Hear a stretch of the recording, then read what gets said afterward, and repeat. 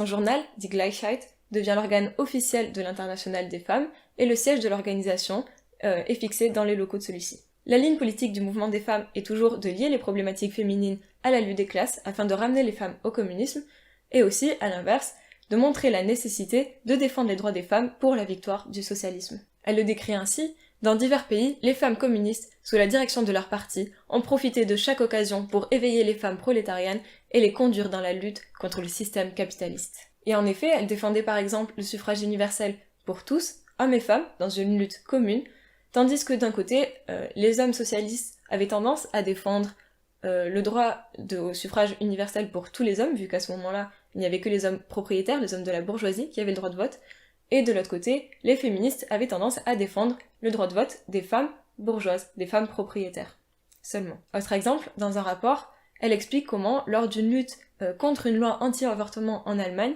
les socialistes ont mené une grande campagne contre la domination de la classe bourgeoise, permettant l'adhésion de larges masses de femmes au parti et, plus encore, de sympathisantes. Les femmes socialistes doivent également mener une lutte idéologique contre le féminisme bourgeois.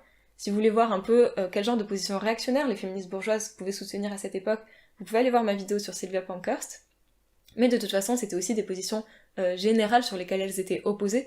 Par exemple, en s'opposant à la lutte des classes, les féministes bourgeoises limitaient les acquis possibles des femmes à ce qui ne dérangeait pas le capitalisme. Et plus encore, ces droits étaient de toute façon jamais assurés dans ce système. Zetkin explique: l'émancipation humaine intégrale de toutes les femmes dépend de l'émancipation sociale du travail. Cela ne peut être réalisé que par la guerre de classe de la majorité exploitée.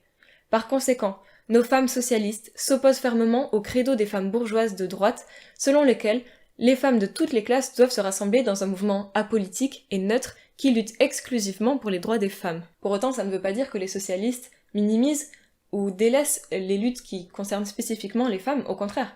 Elles sont implacables sur ces questions-là et même souvent bien plus radicales, dans tous les sens du terme.